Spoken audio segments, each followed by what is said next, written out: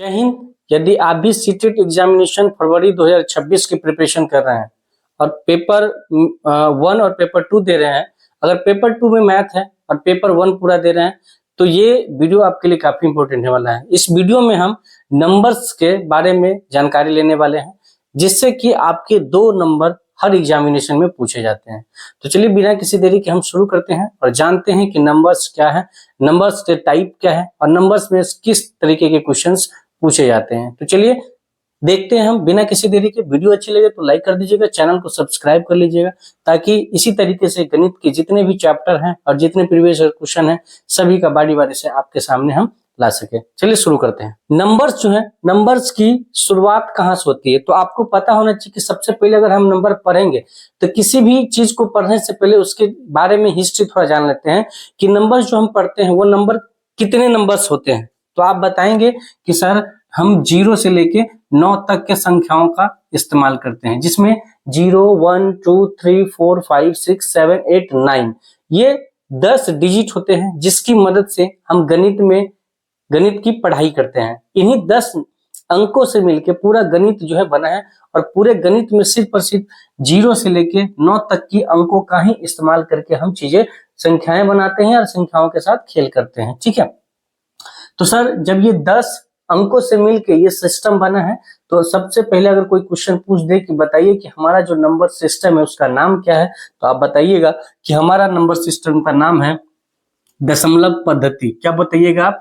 दशमलव पद्धति बताइएगा। दशमलव पद्धति यानी इसको आप बोलिएगा डेसिमल सिस्टम। क्या बोलिएगा? Decimal system. डेसिमल सिस्टम हमने क्यों बोला है इसको?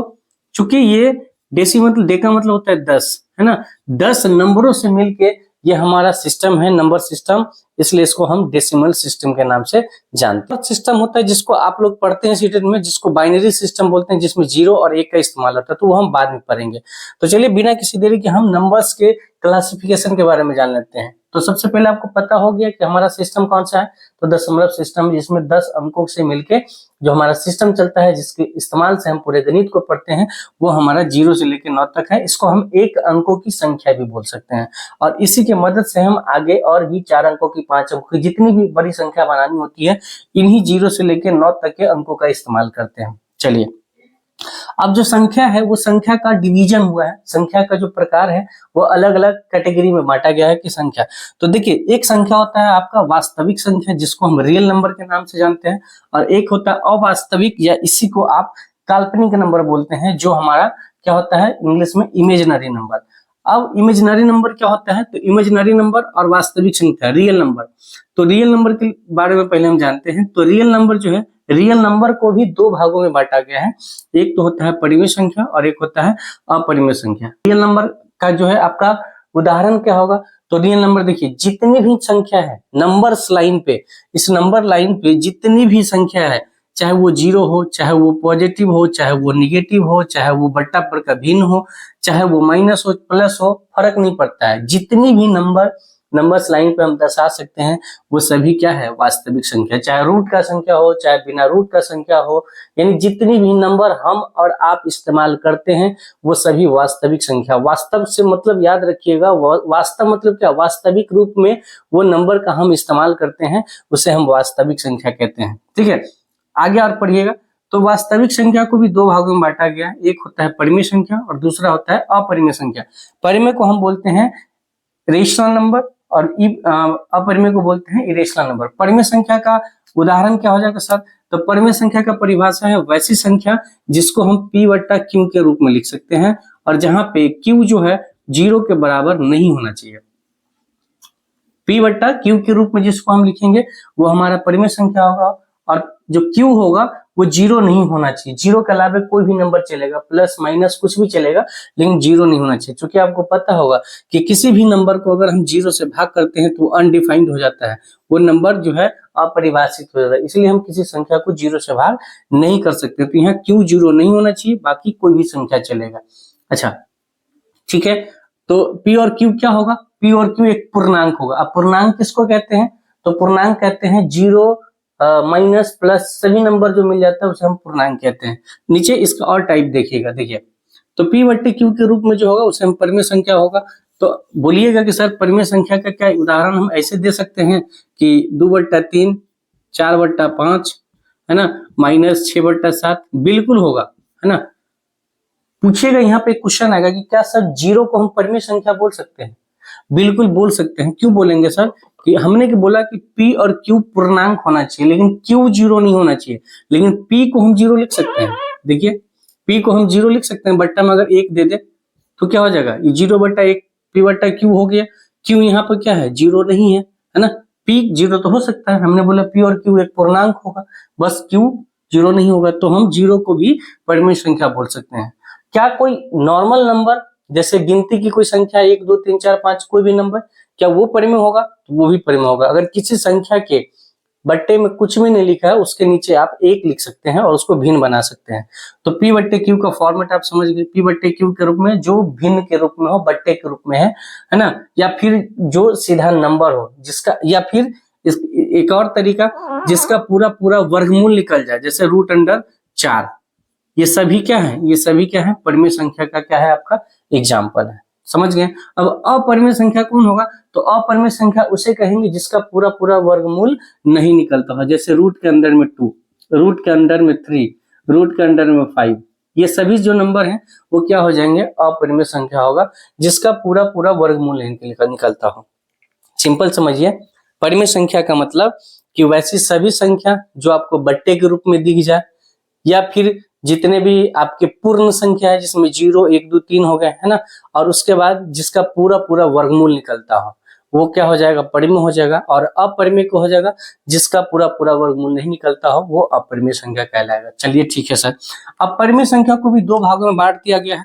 परिमेय संख्या में एक होता है पूर्णांक और दूसरा होता है भिन्न। भिन्न में तो आपको समझ में आता है कि जो संख्या P/Q के रूप में हो, यानी बट्टा के रूप में हो, उसे हम भिन्न कहेंगे। भिन्न में P वाले को अंश बोलते हैं और Q को बोलते हैं हर, तो अंश बट्टे हर को हम भिन्न बोलते हैं। ठीक है। अब पूर्णांक इंटीजर मतलब ये पूर्णांक क्या हो गया, तो देखिए माइनस से लेके -∞ से लेके dot dot dot plus infinity तक जितने भी नंबर है वो सभी पूर्णांक हो जाएंगे। यानी ये नंबर हो गया, नंबर लाइन यहाँ पे हो गया 0, इधर हो गया पॉजिटिव नंबर और इधर हो गया निगेटिव। तो ये पॉजिटिव, निगेटिव और 0 इन सभी को मिला दिया जाए तो ये पूर्णांक संख्या कहलाता है। पूर्णांक मतलब हो गया पूर्ण अंक, इसमें कुछ नहीं छूटना चाहिए, चाहे वो निगेटिव हो, पॉजिटिव हो और 0 जितने भी हैं वो सभी क्या हो जाएंगे, पूर्णांक संख्या हो जाएंगे। ठीक है, पूर्ण अंक होना चाहिए, इसमें भिन्न नहीं आएगा, दशमलव नहीं आएगा। आप पढ़िएगा, हमने क्या बोला, परिमेय संख्या को 2 भाग में ऑलरेडी बांट दिया। जो दशमलव वाला जो भिन्न होगा वो तो भिन्न में आ जाएगा, लेकिन यहाँ बोला पूर्णांक यानी पूर्ण अंक, जो पूरा पूरा अंक हो, चाहे वो 0 हो, चाहे माइनस में हो, चाहे प्लस में, लेकिन पूरा पूरा अंक होना चाहिए, उसे हम पूर्णांक कहते हैं। ठीक है। अब पूर्णांक को ही 2 भागों में बांट दिया गया है, एक तो होता है पूर्ण संख्या और एक होता है निगेटिव संख्या। पूर्णांक में आपका देखिएगा तो पूर्णांक हमने बोला कि माइनस, प्लस और 0। तो निगेटिव नंबर में एक तो निगेटिव नंबर हो गया जैसे कि -∞, -5, 3, -2, इस तरीके से ये माइनस तक रह गया। ठीक है। और एक हो गया पूर्ण संख्या। पूर्ण संख्या में आपको क्या हो गया, पूर्ण संख्या यानी 0 और गिनती की संख्या को पूर्ण संख्या कहते हैं, है ना, +∞ तक, यानी 0 से लेके 1 2 3 4 जो गिनती की संख्या है उन सभी को पूर्ण संख्या बोलते हैं। और इधर अगर माइनस वाले नंबर को ऐड कर देंगे तो ये क्या हो जाएगा, इंटीजर हो जाएगा। ठीक है। तो पूर्ण संख्या जो गिनती के साथ 0 जुड़ जाए तो उसे हम पूर्ण संख्या बोलते हैं। अब पूर्ण संख्या को 2 भागों में बांटा गया है, एक प्राकृत जिसको नेचुरल नंबर 1 2 3 4 यानी गिनती की सभी नंबर जो सिर्फ और सिर्फ पॉजिटिव होगा, और एक और इसमें बांटा गया है शून्य यानी जिसको 0 आप कहते हैं। ठीक है। तो पूर्ण संख्या में 2 संख्याएं होती है, एक शून्य होता है, एक प्राकृत संख्या होता है, और जब ये दोनों मिल जाता है तो आपको पूर्ण बनाता है। अब यहाँ से आप नीचे से ऊपर की तरफ समझेंगे तो प्राकृत जितनी भी गिनती की संख्या है वो सभी 1 2 3 जितनी भी गिनती की संख्या है, और उसमें शून्य अगर जोड़ देते हैं तो 0 1 2 3 4 गिनती की संख्या पूर्ण संख्या कहलाएगी। और पूर्ण संख्या में जब निगेटिव को हम जोड़ देते हैं तब पूर्ण और निगेटिव मिलकर पूर्णांक बना देता है, पूर्णांक और भिन्न मिला के परिमेय संख्या बना देगा, और परिमेय और अपरिमेय मिलकर वास्तविक संख्या बनाएगा। ठीक है। और अवास्तविक और अवास्तविक मिलकर संख्या मिलाएगा। ठीक है। तो इसे जो है आपको जनरली कथन बेस्ड क्वेश्चन पूछते हैं। यहाँ आया, इसके बाद जो प्राकृत संख्या है, प्राकृत संख्या में प्राकृत में निगेटिव में यानी पूर्णांक में ही सम और विषम भी आता है। ठीक है, तो सम विषम, सम क्या हो गया, वैसी संख्या जिसका इकाई अंक, वैसी संख्या जिसका इकाई अंक 0, 2, 4, 6 और 8 है ना। वैसी संख्या, जैसे मैं इसका एग्जांपल हो गया 2, 4, 6, 8 है ना, 12, 18, 26, ये सभी क्या हो गया, सम संख्या। जिससे देखिए जिसके इकाई अंक, अब एक अंक का है तो ये तो होगा ही होगा, 0 है ना, इसमें आप लिख लीजिए एक और नंबर 30। अब जिस भी इकाई अंक 0, 2, 6, 8, 4 यानी 2, 4, 6, 8, 0 हो वो सम संख्या हो गया। बाकी जिसके भी इकाई अंक में 1, 3, 5, 7, 9 है ना, ये सभी हो वो आपके क्या हो जाएंगे, विषम संख्या हो जाएगा, है ना। इकाई अंक देखना है, वैसे तो आप छोटे नंबर को ऐसे ही पहचान जाइएगा कि सम है विषम है, लेकिन जब बड़ा नंबर आ जाए तब आपको पहचानने के लिए बोले कि सम और विषम कौन है, तो आप आसानी से पहचान जाए। इसके लिए इसका जो परिभाषा है वो है कि जिसका भी इकाई अंक, जिसके इकाई अंक में सम संख्या हो, यानी 0, 2, 4, 6, 8 वो सम संख्या हो जाएगा, और जिसके इकाई अंक में 1, 3, 5, 7, 9 हो वो विषम संख्या हो जाएगी। ठीक है, अब जो क्वेश्चन आपका आता है वो अभाज्य संख्या से क्वेश्चन बहुत बार पूछा गया है और हर शिफ्ट में क्वेश्चन पूछा जाता है अभाज्य संख्या के बारे में। ठीक है, कोई तीसरा नंबर, यानी वैसी संख्या जिसके 3 गुणनखंड हो। गुणनखंड किसको कहते हैं, गुणनखंड, सपोज करिए हमने 15 लिखा और 15 को काटने वाली संख्या कौन है, 1, 3, 5 और 15। तो ये जो 1, 3, 5, 15 हुआ, ये 15 का क्या हो गया, गुणनखंड हो गया। क्या हो गया, गुणनखंड। तो हमने वही बोला कि वैसी संख्या जिसका गुणनखंड 3 या 3 से ज्यादा हो उसे हम भाज्य संख्या बोलते हैं। जैसे 4, 6, 8, 9, 10, 12 ये सभी क्या हो जाएंगे, भाज्य संख्या हो जाएंगे। अभाज्य की बात हो गया, सेम उल्टा, वैसी संख्या जिसका अधिकतम गुणनखंड 2 हो, यानी वैसी संख्या जिसको सिर्फ और सिर्फ 1 काटे और वो खुद अपनी नंबर से कटे, उसे हम अभाज्य। सपोज करिए हमने 7 लिखा, 7 को कौन काटेगा, 1 और 7। हमने 11 लिया, 11 को कौन काटेगा, 1 और 11। यानी ये 7 और 11 वैसी संख्या है जिसको सिर्फ और सिर्फ 2 ही नंबर काट सकता है, और वो कौन नंबर होगा, एक होगा 1 और दूसरा होगा वो खुद अपनी नंबर से कटेगा। तो वैसे सभी संख्याओं को हम अभाज्य संख्या बोलते हैं। और अभाज्य संख्या स्टार्ट होता है 2, 3, 5, 7, 11, 13, ये सभी क्या होंगे, अभाज्य संख्या हो जाएंगे। ठीक है, अब यहां से क्वेश्चन आपको आ जाएगा कि बताइए कि सबसे छोटा अभाज्य संख्या कौन हो, तो आप क्या लिखेंगे, 2 लिखेंगे। क्योंकि कोई भी संख्या छोटा कब होता है, जो जहां से वो स्टार्ट होता है, जब स्टार्टिंग ही। अब आपको बोले कि गिनती की सबसे छोटी संख्या क्या है, तो आप क्या बोलिएगा, 1। क्यों, क्योंकि गिनती वहां से शुरू ही हुआ है, तो जहां से जो चीज शुरू होता है वो उस इकाई का सबसे छोटा चीज होता है ना। अब सबसे बड़ी अभाज्य संख्या की बात बोले, चाहे अभाज्य बोले, सम बोले, विषम बोले, कुछ भी संख्या अगर सबसे बड़ी बोले तो सीधा सीधा आंसर होता है अनंत, अनडिफाइंड। ठीक है, सीधा होता है अनंत। क्यों, क्योंकि संख्या का कोई अंत नहीं है। हाँ, लेकिन जब लिमिटेशन दे दे, जब आपका बाउंडेशन दे दे कि हाँ 1 से 100 तक बताइए सबसे बड़ी अभाज्य क्या है, तो आप बता सकते हैं। लेकिन जब आपको बाउंडेशन नहीं दिया है तो आप अनंत बोलेंगे। जब भी कोई संख्या सबसे बड़ी बोले तो उसको आप अनंत बताएंगे। ठीक है, ये रहा। अब सबसे छोटी भाज्य संख्या बोले तो आपको क्या बोलना है, 4। 4 कहां से शुरू होगा, 4 से। अभाज्य क्या हो, 4। अब कहिएगा सर कि सबसे, इसमें आप देखेंगे तो भाज्य और अभाज्य में 2 से हुआ है अभाज्य शुरू, 2, 3, 4, 5, 6, यानी भाज्य में और अभाज्य मिला के गिनती की वो सभी संख्या है, लेकिन एक जो है आपका मिसिंग है, वो कौन नंबर है, 1 है। जो देखिएगा 1 जो है ना आपका भाज्य में है ना अभाज्य में है। इसका मतलब क्या हुआ सर, तो देखिए 1 दोनों के क्राइटेरिया को फुलफिल नहीं करता है, दोनों में से कहीं नहीं आता, कोनो घर में नहीं है। क्यों नहीं है, क्योंकि 1 सिर्फ और सिर्फ 1 से ही करता है, इसका गुणनखंड 1 है। इसीलिए इसके बारे में कई बार पूछा गया है, 1 न तो भाज्य है और ना ही अभाज्य है, ये आपको याद रखना पड़ेगा, ना ही अभाज्य है। ठीक है, ये किसी भी कैटेगरी में नहीं आता है। उसी प्रकार से 0 के बारे में अगर पूछे तो 0 ना निगेटिव है और ना क्या है, पॉजिटिव है। ना ही ये सकारात्मक संख्या है और ना ही नकारात्मक संख्या है। जीरो क्या है, तो जीरो एक न्यूट्रल नंबर है, ठीक है। सेम उसी तरीके से एक न भाज्य है न अभाज्य है। अब कुछ क्वेश्चन, कुछ तथ्य जो आपको अभाज्य संख्या के बारे में पता होनी चाहिए।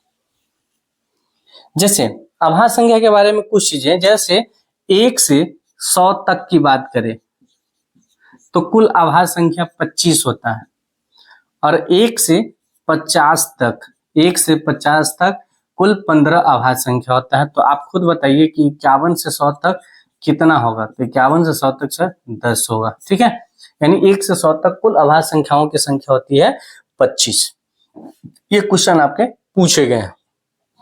अब क्वेश्चन आपको स्टेटमेंट में पूछता है। अब स्टेटमेंट में बताने के लिए हमको क्या करना पड़ेगा, थोड़ा इसको मिटाना पड़ेगा। तो पहले हम मिटाते हैं। देखिए, एक आपको घर बना के दिखाते हैं। देखिए, प्राकृत संख्या का ही घर है, ठीक है, जिसमें प्राकृत संख्या कहाँ है, 1 2 3, यानी गिनती की संख्या। ये जितना भी प्राकृत संख्या है वो सभी क्या हो जाएगा, पूर्ण संख्या हो जाएगा। क्या हो जाएगा, पूर्ण संख्या। क्योंकि पूर्ण संख्या क्या हो जाता है, जब जीरो के साथ प्राकृत संख्या मिल जाता है तो वो क्या हो जाता है, पूर्ण संख्या। अब जब जितने भी पूर्ण संख्या है वो सभी क्या है, तो वो सभी आपके पूर्णांक है। क्या हो जाएगा भाई साहब, पूर्णांक। क्योंकि पूर्णांक में माइनस से लेके और प्लस इंफिनिटी तक का नंबर होता है, जिसमें आपका जीरो भी शामिल होता है, ठीक है, समझ में आ गया। और जितने भी पूर्णांक नंबर है, जितने भी पूर्णांक संख्या है, जितने भी पूर्णांक संख्या है वो सभी आपके क्या है, तो वो सभी आपके परिमेय संख्या है। वो सभी क्या है, आपके परिमेय संख्या है, जो p बटे q के रूप में होता है। और हमने बताया कि p बटे q के रूप में सभी नंबर आपके परिमेय, जीरो भी नंबर आपके परिमेय संख्या होते हैं। तो ये आपको चीजें पूछी जाती। कभी कभी आपको पूछेगा कि क्या दो अभाज्य संख्याओं का योग हमेशा अभाज्य होगा। तो आप देखेंगे दो अभाज्य संख्या, दो क्या है, 2 है, प्लस में 3 है, इन दोनों को जोड़ेंगे तो क्या होगा, 5। तो ये तो अभाज्य हो गया।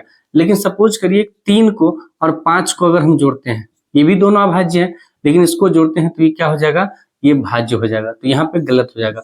तो ऐसी चीजों को आप बार बार करके देखेंगे। जब ये सारा कॉन्सेप्ट आपको क्लियर रहेगा तो आप खुद से घर पे ये चीज करके बताइएगा कि क्या हमेशा दो अभाज्य संख्याओं का जोड़ अभाज्य रहेगा, क्या हमेशा दो अभाज्य संख्याओं का गुणनफल अभाज्य देते हैं। ये सारी चीजें आपको कमेंट में करके बतानी है। तो आई होप कि आज के क्लास के बाद अभाज्य संख्याओं से संबंधित आपका कोई भी क्वेश्चन नहीं छूटेगा, और इन सभी के बारे में, संख्या के क्लासिफिकेशन के बारे में आपको अच्छे से जानकारी हो गई। इससे संबंधित जो भी क्वेश्चन प्रीवियस क्वेश्चन में पूछे गए हैं उसको हम करवाने का प्रयास करेंगे कि नेक्स्ट वीडियो में वो क्वेश्चन आपके पास लाएं, ताकि आपको पता चले कि एग्जामिनेशन में क्वेश्चन कैसे पूछे जाते हैं।